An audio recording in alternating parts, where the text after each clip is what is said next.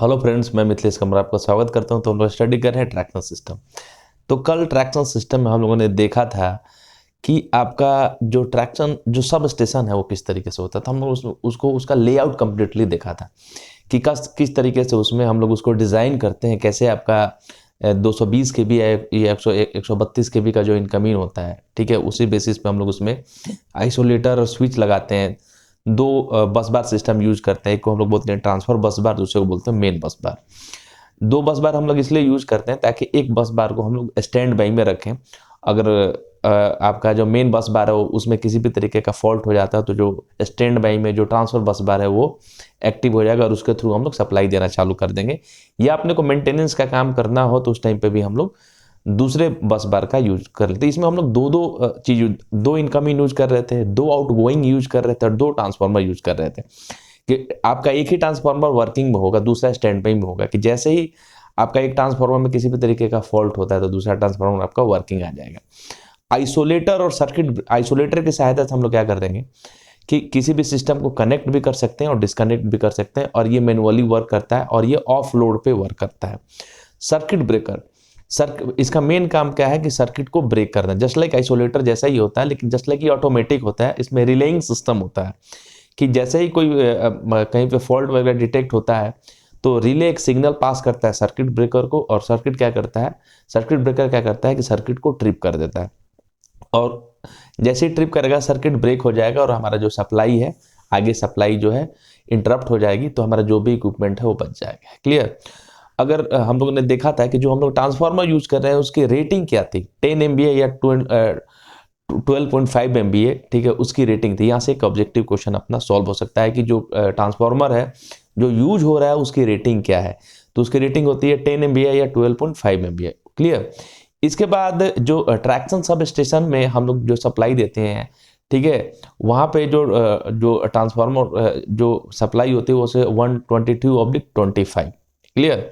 और देन हम लोग 25 आगे जो 25 kV की सप्लाई जाती है, और जितने रेटिंग की सप्लाई होती है उतने ही रेटिंग का हम लोग सर्किट ब्रेकर यूज करते हैं। ऐसा नहीं है कि जैसे 132 kV की लाइन थी तो 132 kV का ही सर्किट ब्रेकर यूज कर रहे थे। ऐसा नहीं, 132 kV की लाइन है और वहाँ पे हम लोग कि वहाँ पे 25 kV का यूज कर रहे हैं। ठीक है, तो जिस रेटिंग की सप्लाई रहेगी, जिस रेटिंग का बस बार सिस्टम होगा, ठीक है, उसी रेटिंग का आपका क्या होगा, सर्किट ब्रेकर भी यूज होगा। क्लियर। तो इस तरीके से ये हमारा पूरा का पूरा एक अरेंजमेंट था। क्लियर। कि हम लोग दो इनकमिंग ले रहे थे, दो बस, ठीक है, उनसे दोनों प्राइमरी मेन बस बार को और जो आपका ट्रांसफर बस बार उसको कनेक्ट कर रहे थे, दो आउटगोइंग ले रहे थे और दोनों आउटगोइंग से दो ट्रांसफार्मर कनेक्ट था। ये दो सिस्टम हम लोग इसलिए यूज कर रहे हैं ताकि हमारा जो कंटिन्यूटी है पावर सप्लाई का वो मेंटेन हो जाए। इसलिए क्योंकि हमारा जो ट्रैक है वो 24 आवर क्या होना चाहिए, इलेक्ट्रीफाइड होना चाहिए। अगर सप्लाई इंटरप्ट हो जाता है तो जो ट्रेन जहाँ पे है वहीं पर रुक जाएगी। ठीक है, तो जो अपना आवागमन का जो ट्रेन का जो साधन है, ठीक है, उसमें बहुत बड़ी समस्या खड़ी हो जाएगी। क्लियर। तो इसलिए हम लोग कोशिश करते हैं कि इसमें किसी भी तरीके की बाधा ना आए और 24 आवर अपना पावर सप्लाई मिले। इसलिए हम लोग इस तरीके से सिस्टम को डिज़ाइन करते हैं कि हमेशा एक इमरजेंसी के लिए, एक स्टैंड बाई के लिए हम लोग एक सिस्टम को डिज़ाइन करते हैं। भले वो आपका वो बस बार सिस्टम हो, भले वो आपका सप्लाई सिस्टम हो, भले वो आपका वो ट्रांसफार्मर हो या फीडर हो, एनीथिंग एल्स। ठीक है, कि इस तरीके से हम लोग, हमारा मेन मोटिव यही है कि जो अपनी पावर की कंटिन्यूटी है उसको मेंटेन रखें हम लोग। क्लियर। तो ये सारी चीज़ें जो हम कल देख चुके थे और ये VVI क्वेश्चन आपके एग्जाम्स में आ सकते हैं, आप मार्क कर लें। तो वहाँ से आपको लेआउट समझ में आ गया। जिस चीज़ों को मैंने कल बताया था उसको और पॉइंट आउट करवा देता हूँ, ठीक है, कि एग्जाम में आपको इसी तरीके से लिखना है और मैं गारंटी देता हूँ कि इस तरीके से लिखोगे आपको पूरे में पूरे नंबर मिलेंगे। आपने वहाँ से समझ लिया, इसको जब आप पढ़ोगे ना तो और अगर मन में थोड़ा बहुत भी जो भी डाउट होगा ना वो और क्लियर हो जाएगा। क्लियर। तो देखिए यहाँ पे ट्रैक्शन सब स्टेशन, ठीक है, कुछ पॉइंट्स है, उस पॉइंट्स को जो चीज़ें हम लोगों ने ऑलरेडी देख लिया, समझ लिया, उसी चीज़ को हम क्या करेंगे, डिस्कस करेंगे। क्लियर। तो देखिए यहाँ पे जो आप traction sub station is supplied by 220 या 130 kV AC सप्लाई। ठीक है, जो ट्रैक्शन सब स्टेशन है वो मैंने कल ही बोला था, या 220 से 400 से, ठीक है, या 132 kV की सप्लाई हम लोग उसमें दे सकते हैं। ठीक है, कुछ जैसे कल हम लोग 132 लिखा था, वहाँ पे 220 kV भी हो सकता है, तो इसमें कंफ्यूज होने की जरूरत नहीं है। इस रेटिंग का हम लोग सप्लाई दे सकते हैं। AC supply either from two source of supply or by double circuit breaker 220/132 kV transmission line for sake of reliability of supply. ठीक है, तो हम लोग हमेशा क्या करते हैं कि जो ट्रैक्शन सब स्टेशन को सप्लाई करते हैं 220 या 132 kV, ठीक है, आइदर दो सोर्स कहीं दो जगह से सप्लाई आ रही है, ठीक है, और दो जगह से सप्लाई हम लोग कहाँ पे देते हैं, ट्रैक्शन सब स्टेशन पे देते हैं, या डबल सर्किट ब्रेकर का यूज करके हम लोग क्या करते हैं कि इस तरीके की सप्लाई देते हैं कहाँ पे, ट्रैक्शन सब स्टेशन पे। वाई, अपनी कंटिन्यूटी को मेंटेन रखने के लिए। हमेशा मैंने क्या बोला कि डबल सप्लाई भी यूज कर रहे हैं, इसलिए कि एक जगह की सप्लाई अगर इंटरप्ट हो रही है तो दूसरी सप्लाई आपकी चालू रहेगी। जब दूसरी सप्लाई चालू रहेगी तो जो अपना हम लोग ट्रैक्शन सब स्टेशन में जो सप्लाई दे रहे हैं और उससे आगे जो सप्लाई जा रहा है वो सप्लाई मेंटेन रहे, कंटिन्यू रहे, ताकि किसी भी तरीके की समस्या ना आए और अपना जो ट्रेन का जो ट्रैक है वो 24 आवर उसमें कंटिन्यूटी रहे इलेक्ट्रिसिटी का। क्लियर। आगे, for rapid clearance of fault occurring on transmission line. मान लीजिए कि अब ट्रांसमिशन लाइन है तो उसमें फॉल्ट भी होगा, सडनली कोई उसमें क्या होगा, फॉल्ट आपका अकर हो गया, पाया गया, तो उसके लिए हम लोग क्या करेंगे, और sub station suitable protective equipment is provided. ठीक है, तो मतलब क्या करने कि अगर ट्रांसमिशन लाइन में या सब स्टेशन में सडनली या कोई उसमें फॉल्ट पाया जाता है या हो गया है या होने की संभावना है, तो इन सबको सुरक्षित करने के लिए, बचाने के लिए हम लोग प्रोटेक्टिव डिवाइस यूज करते हैं। ठीक है, just like circuit breaker, lightning arrester, इन सब का यूज करके हम लोग क्या करते हैं कि जो अपना ट्रांसमिशन लाइन है या जो सब स्टेशन में इक्विपमेंट यूज हो रहे हैं, ठीक है, उनको हम लोग बचाते हैं। ठीक है, उनको प्रोटेक्ट करते हैं। अगर वो डैमेज होगा तो सप्लाई अगर मान लीजिए कोई ट्रांसफार्मर आपका डैमेज हो गया, ठीक है, तो जब ट्रांसफार्मर डैमेज होगा तो वहां से जो सप्लाई आगे जा रही है वो सप्लाई नहीं जा पाएगी। तो इंटायर जो सब स्टेशन के अंदर एलिमेंट है उसको हम लोग क्या करते हैं कि प्रोटेक्ट करने का कोशिश करते हैं। क्लियर। आगे देखिए, 2 sets of 220 या 132 kV bus bar are provided in each sub station.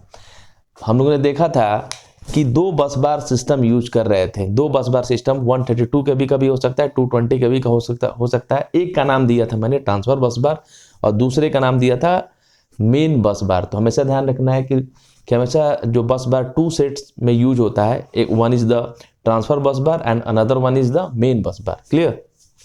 आगे देखिए, both of this bus bar are connected through bus coupler circuit. हम लोगों ने बस कपलर भी देखा था। कपल का मतलब ही क्या होता है कि पेयर, ठीक है, कपल करना, जोड़ना। ठीक है, तो ये जो दोनों बस बार सिस्टम है वो किससे कनेक्टेड होता है, उसके लिए उसको आपस में दोनों को कनेक्ट करने के लिए हम लोग क्या करते हैं, बस कपलर का यूज करते हैं। ठीक है, कि अगर मान लो कि कोई अगर मेन बस बार में किसी भी तरीके का फॉल्ट हो गया तो वो क्या कर देगा, बस कपलर कि आपका ट्रांसफर बस बार से कनेक्ट कर देगा और अपने सप्लाई को क्या कर देगा, कंटिन्यू कर देगा। क्लियर। तो उसी चीज को लिख दिया मैंने, बोथ ऑफ दिस बस बार, जो आपका ट्रांसफर बस बार और main bus bar are connected through बस बार सर्किट। तो दोनों जो बस बार सिस्टम है वो बस कपलर के थ्रू आपस में क्या होते हैं, कनेक्टेड होते हैं। क्लियर। सर्किट ब्रेकर, ठीक है, with such an arrangements of 2 bus bar and isolators on both side of circuit breaker, continuity of supply can be maintained। कहने का मतलब ये है कि ये जो अपना सर्किट ब्रेकर और आइसोलेटर है ना, वो दोनों एंड पे यूज होता है। ठीक है, दोनों एंड पे हम लोग यूज करते हैं पूरे उसको। आइसोलेटर का मेन काम क्या है, ये भी सर्किट को, आइसोलेटर का मेन काम क्या है कि किसी भी चीज को आइसोलेट करेगा, ठीक है, या कनेक्ट भी करेगा। सेम काम सर्किट ब्रेकर का भी है कि अगर फॉल्ट होता है तो सर्किट को ब्रेक करेगा, अगर फॉल्ट नहीं है तो सर्किट को क्या करेगा, मेक करेगा, बनाएगा। ठीक है, तो ये दोनों एंड पे क्या होता है, आइसोलेटर, आपने देखा था कि दोनों एंड पे आपका जो isolator and circuit breaker use हो रहा था, इनकमिंग वाले पे भी और आउटगोइंग वाले पे भी। क्लियर। ट्रांसफार्मर के पास में भी। तो उसी चीज को लिख दिया, both of this bus bar are connected through bus coupler circuit breaker. दोनों बस बार जो होता है वो आपका बस कपलर सर्किट ब्रेकर के द्वारा आपस में कनेक्टेड होता है। with such an arrangement of this bus bar and isolator both side of circuit breaker। ठीक है, तो जो आपका बस आइसोलेटर एंड सर्किट ब्रेकर होता है वो दोनों साइड पे कनेक्टेड होता है पावर सप्लाई की कंटिन्यूटी को मेंटेन करने के लिए। while doing maintenance work in any बस बार और circuit breaker on primary side of transformer, ठीक है। या अगर मान लो कि किसी भी बस बार में हम लोग को मेंटेनेंस का काम करना है तो हम लोग क्या करते हैं कि आइसोलेटर की सहायता से उसको क्या कर देंगे, आइसोलेट कर देंगे, और देन उसी आइसोलेटर की सहायता से दूसरे बस बार को हम लोग क्या कर देंगे, कनेक्ट कर देंगे। क्लियर। तो इसलिए हम लोग क्या करते हैं कि दोनों साइड में हम लोग क्या करते हैं कि आपका सर्किट ब्रेकर और आइसोलेटर यूज करते हैं कि अपने जहां पे जिस तरीके की संभावना हो, अगर ठीक है, अगर मेन बस बार को से सप्लाई देना हो तो देन वहां पे हम लोग कनेक्ट कर देंगे। अगर आपका ट्रांसफर बस बार से कनेक्ट करना हो तो देन आइसोलेटर के द्वारा हम लोग वहां पे कनेक्ट करा देंगे और वहां भी सर्किट ब्रेकर यूज होगा।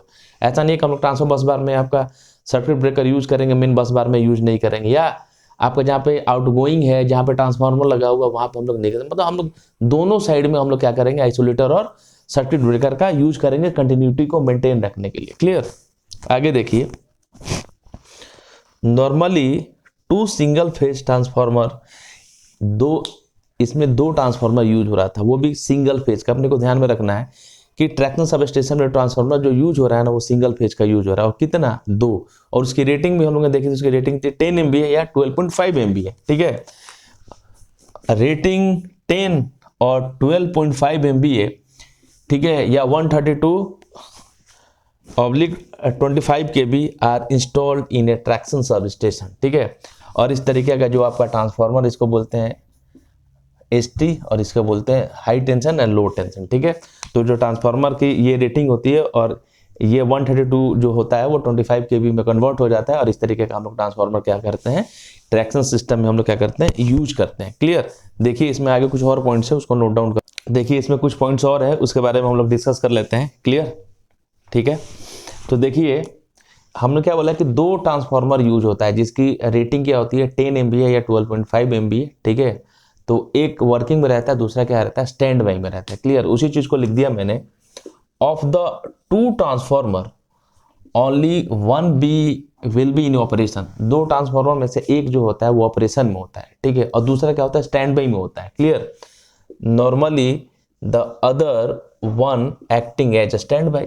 दोनों वर्किंग में नहीं रहता है, एक हमेशा स्टैंड बाई में रहता है, एक को हमेशा क्या रखते हैं अपन, बैकअप के लिए रखते हैं कि एक ट्रांसफार्मर में किसी भी तरह का मेंटेनेंस का वर्क हो या किसी भी तरीके का फॉल्ट हो जाए तो दूसरे का हम लोग यूज करते हैं और दूसरे को हमेशा क्या करते हैं, स्टैंड बाई में रखते हैं, ठीक है, अपनी कंटिन्यूटी को मेंटेन रखने के लिए, ताकि ट्रैक्शन का जो लोड है वो 24 आवर हम लोग अवेलेबल करा सके। क्लियर। आगे देखिए, output voltage of 25 kV is maintain, ठीक है। जो आपका आउटपुट वोल्टेज जो होता है ट्रैक्शन लोड के लिए कितना होता है, 25 kV होता है। वो कैसे मेंटेन किया जाता है, मेंटेन विद इन -5% टू 10%। इसको अपने को ध्यान में रखना है कि जो आपका ट्रैक्शन जो आउटपुट वोल्टेज है 25 kV को, उसको किस रेंज के अंदर हम लोग मेंटेन करते हैं, -5% to 10% with the help of tapping, ठीक है, with the help of tapping provided on transformer, ठीक है। तो टैपिंग के द्वारा हम लोग क्या करते हैं कि जो 25 kV का जो वोल्टेज रेंज है ना, उसको हम लोग इस रेंज 25 kV का जो वोल्टेज है उसको -5% टू 10% कि हम लोग टैपिंग के द्वारा with the help of tapping, ठीक है, टैपिंग प्रोवाइड करके ट्रांसफार्मर पे हम लोग क्या करते हैं कि इसको इस तरीके का जो सप्लाई है उसको हम लोग क्या करते हैं, मेंटेन करते हैं, ठीक है। आगे देखिए, spacing of this substation are 50 to 90 kilometre. और इसको अपने में ध्यान में रखने की जरूरत है कि इस तरीके का जो सब स्टेशन का स्पेसिंग कितने किलोमीटर होता है, 50 से 90 किलोमीटर का क्या होता है, स्पेसिंग होता है। क्लियर है। Last 1 point, this substation are unattended type and are controlled by remote control. तो यहाँ से पूछा जा सकता है कि जो आपका ट्रैक्शन सब स्टेशन है, ठीक है, वो किस तरीके का होता है, अनअटेंडेड टाइप, और उसका कंट्रोलिंग कैसे किया जाता है, ठीक है, रिमोट कंट्रोल के द्वारा हम लोग क्या करते हैं, उसको दूर से ही इसको हम लोग क्या करते हैं, कंट्रोल करते हैं, ठीक है। तो यहाँ पे जो आपका लेआउट एंड उसका डिस्क्रिप्शन कंप्लीट होता है। आगे हम लोग स्टडी करेंगे कि इसमें कौन कौन से इक्विपमेंट यूज होते हैं। तब तक के लिए थैंक यू, धन्यवाद।